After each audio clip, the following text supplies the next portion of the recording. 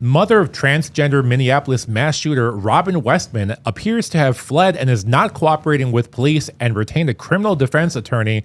We have all this and more on today's episode of Gateway Pundit's Week in Review.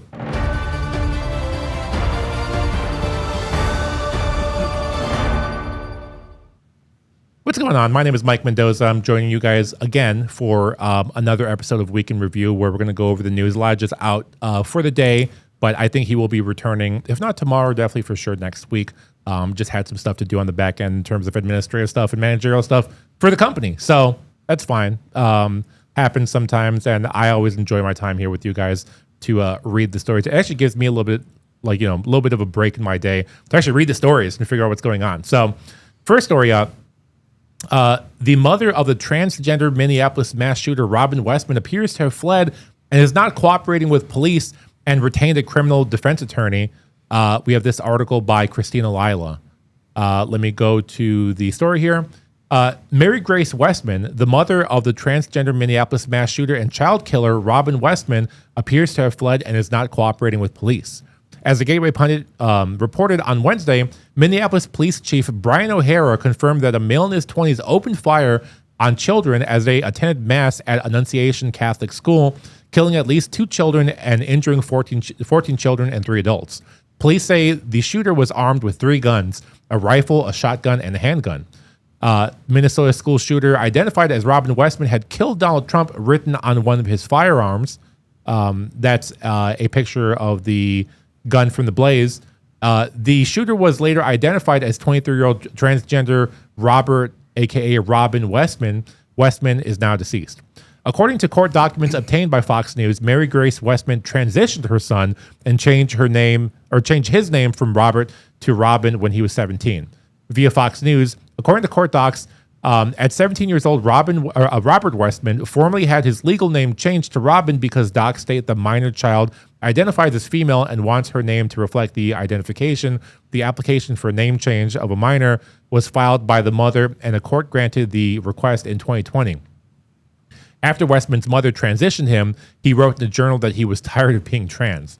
I only keep the long hair because it's pretty much my last shred of being trans. I am tired of being trans. I wish I never brainwashed myself, he wrote, according to a translation by the New York Post. And I think they say translation because he wrote that in Russian or something, I think, actually, too. So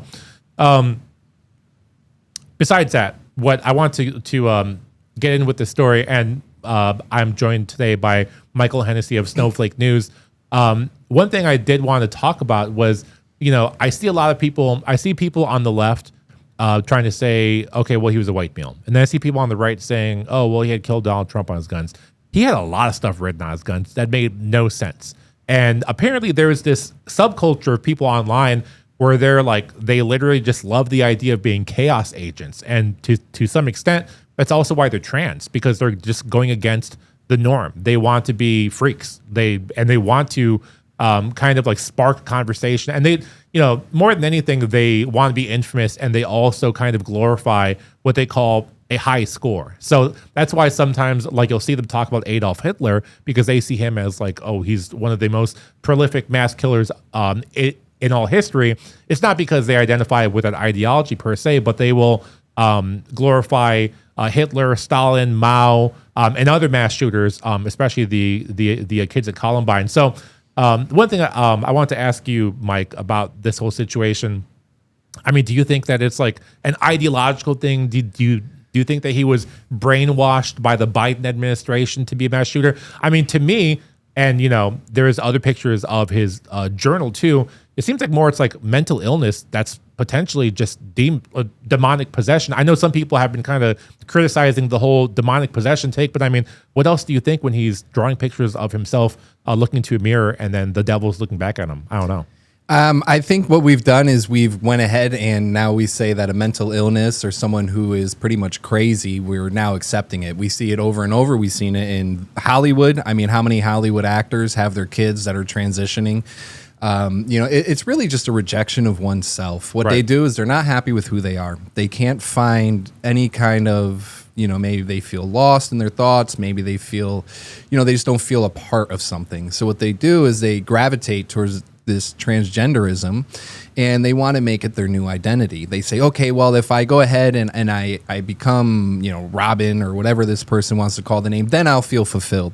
But they're not going to fill anything. What they do is they have a hole inside of them. And what they need, first off, is God. We need to always fill that hole with God, and he will help guide us. Times are always going to be tough, but he's going to help get you on that path. And another one is an acceptance of oneself, to actually love their self. The big lie that we always seen was that transgenderism is, if we don't allow them to transition, if we don't support them, then suicide rates are going to skyrocket because transgenders are going to hurt themselves. But what we find is actually when they do transition, that's when you have this regret, because they thought that they can go ahead, they can finally find peace, can finally find acceptance, and they accept this and they say, okay, but then once they've done the transition, once they've mutilated their bodies, they find that it's not there. Right. And that's when you have the suicide rate actually skyrocket, is because of that. And any parent who is allowing this, who is going full steam ahead, like, yes, let's change your name. Yes, you're a girl. That's the mental brain rot right there that we're seeing, because these parents should not. If you are on board with your child mutilating themselves, changing who they are, you're the problem. They really are the problem. You let your kids down. There's no other way to put it. And transgenderism is so crazy. I have a cousin who's transgender, and when she came out and she said that she was a boy, I told her, I said, I'll always love you and I always have love for you, but I'm never going to accept that you're a boy. You're always a girl. But and what she did is she actually turned me into the FBI, and I was arrested for January 6th. But that's a whole nother thing. But yeah, it's really just a rejection of oneself, and we can't keep glorifying this. This is a mental disorder. We need to put an end to this. These clinics need to come to an end. A lot of this comes back to before in Germany when we've seen this start to originate.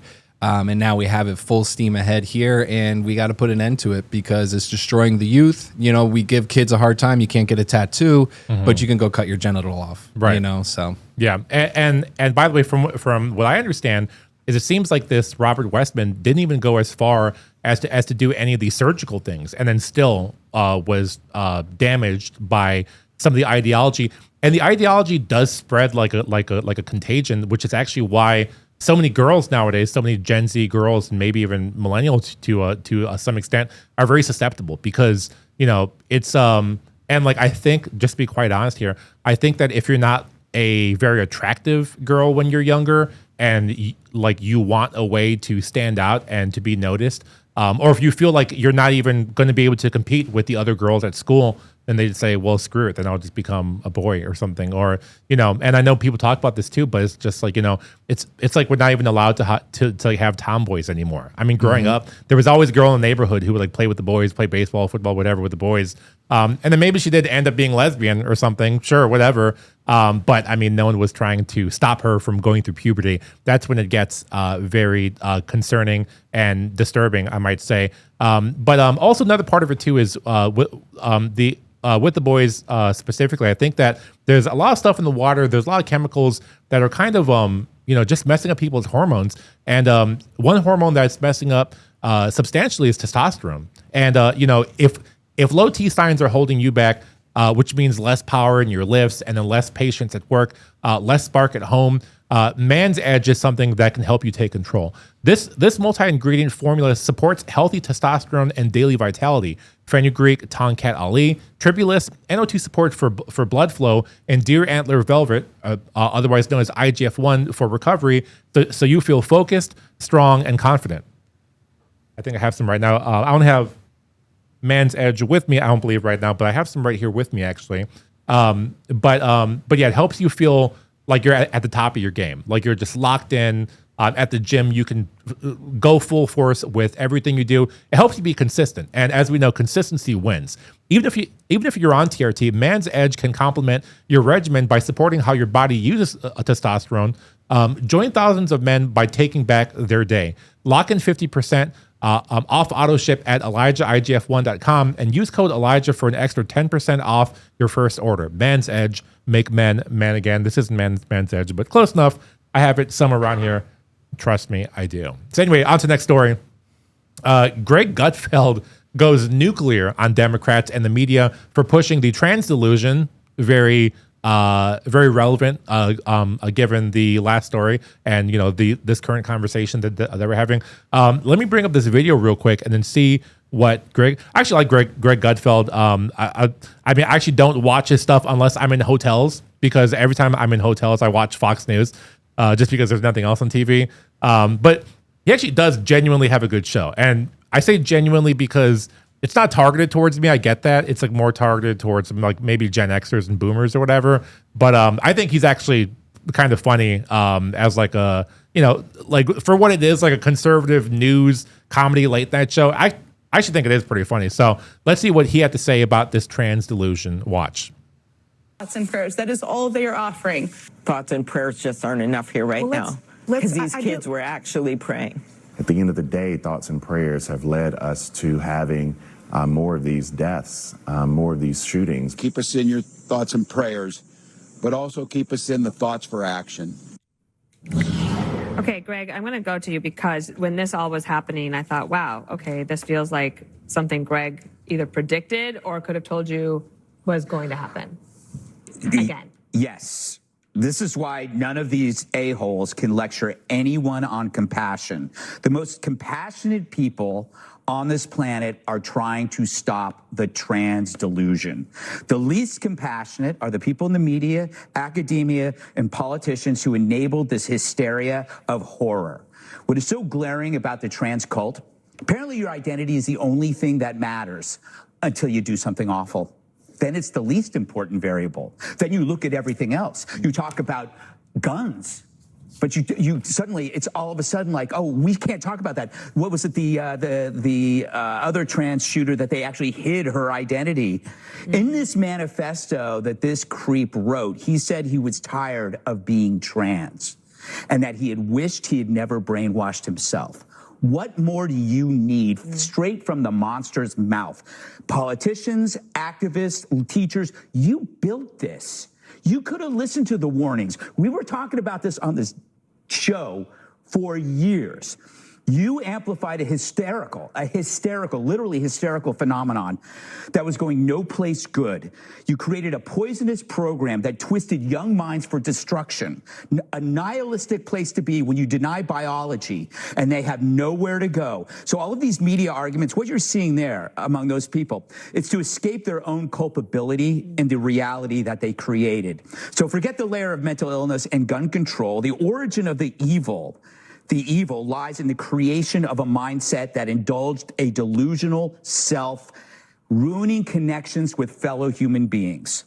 So that trans, by ascribing extreme aggrieved mentality, then gets directed against society, so this person feels justified in killing children. His killing resulted from that ideology. And if you don't believe that, you're one dumb asshole. Excuse me. Trey Gowdy, great to have you. Yes, strong words from Greg there, but I mean, he is completely right. I mean, this has been something that's been foisted on us for at least a decade now. I mean, realistically, it's been longer than that. But to the extent that's been foisted upon us, it's been about 10 strong years now. I mean, I remember, because, I mean, I wasn't even political in 2015. Now we're in 2025. Trump was kind of the person who got me into politics because I just saw him as someone who was telling it like it is. He didn't seem like a buttoned up scripted politician like how Obama was. So I like that. But then also too, I mean, there was all this weird stuff going on with gender ideology. Sorry, and then a critical race theory.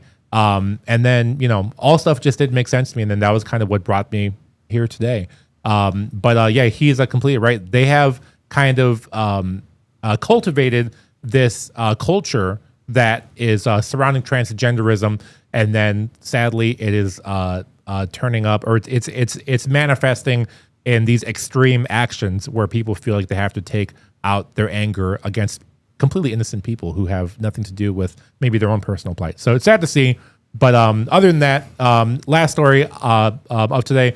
Michele Bachmann on the Annunciation Catholic school mass shooting. The Lord could not have made this much more obvious. An article by Jim Hoff. You can check it out on the website. It's a great article. definitely worth reading if you want a little bit more insight into some of the response to everything that's been going on with this shooting. But other than that, I want to encourage you guys to go to thegatewaypundit.com/join. Not only can you get this amazing heavy weighted mug, well, it's not a weighted mug, but it's weighty. It's like, I don't even know how much it weighs, but it has the Gateway Pundit logo embossed on there, as well as the word mark on the back. Very good quality. And not only do you get the mug, but you also support real journalism, which is the most important part. And there's a lot of people here who you'd be supporting by joining the mug club. And then also it's also a bit of a political statement too, especially if you work in like an office building or whatever. If you bring this, don't let it get you fired or something, but it would be, it's nice to like throw those like little subtle things out there to like kind of signal to people, depending where you live. I'm from Chicago. I probably couldn't have done that because then people would be asking, people would go to Gateway Pundit, people would look it up, and I honestly probably would have got fired for having Gateway Pundit mug at my old job when I was in Chicago. So, but besides that, I want to thank you guys for joining me today. As I mentioned, Elijah's out for today, but he will be back, if not tomorrow, then next week. And other than that, thank you guys for joining me on this journey. Thank you, Michael Hennessy, for producing this show today, and we'll see you guys in the next one.